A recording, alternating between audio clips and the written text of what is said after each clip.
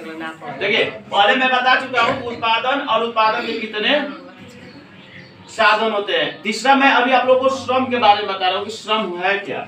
श्रम उत्पादन का दूसरा महत्वपूर्ण साधन है। श्रम के बिना किसी प्रकार का उत्पादन संभव नहीं है।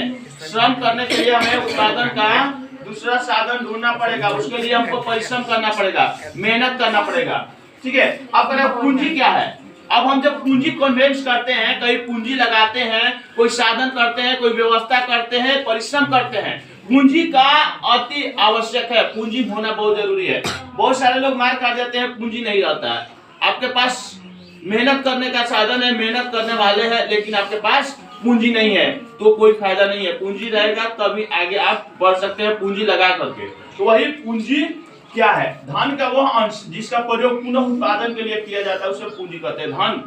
ठीक है। कमाने का एक ऐसा तरीका जहां हम पैसा को कन्वेंस कर करके लाख 2 लाख रुपए कमा सके, उसके लिए पूंजी होना चाहिए। तो वही धन का वो अंश जिसका प्रयोग पुनः उत्पादन के लिए किया जाता है। मतलब हमको उत्पादन करने के लिए पैसा की आवश्यकता होती है, पूंजी की जरूरत होती है। वही धन का वह अंश जिसका प्रयोग पुनः उत्पादन के लिए किया जाता है उसे हम पूंजी कहते हैं। क्लियर? आगे कर रहा है 5 नंबर, प्रणाली किसे कहते हैं? प्रणाली क्या है? एक वर्ष में किसी भूमि पर एक से ज्यादा फसल पैदा करने को बहुविध फसल प्रणाली कहते हैं। मतलब जब हम फसल पैदा करते हैं, जैसे मान लीजिए गेहूं बोते हैं, गेहूं के बाद हम लोग धान बोते हैं, अरहर बोते हैं। ठीक है।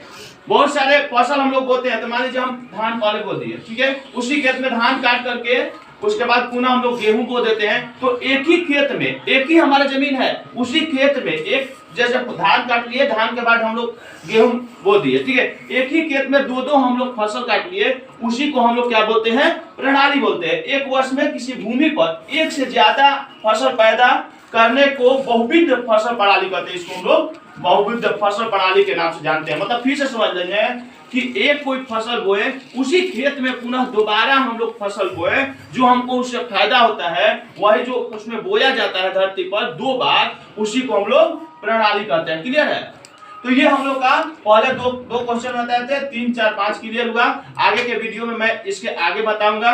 आज के लिए इतना ही। और आप लोग प्रिपरेशन स्टडी संतोष सर चैनल सब्सक्राइब कर ले, ताकि कोई भी हम वीडियो डाले तो आप लोग के पास चला जाए। मेरा लाइव क्लासेस 7:30 यानी शाम में चलता है, तो आप सब उस पर जुड़े। बहुत बहुत धन्यवाद।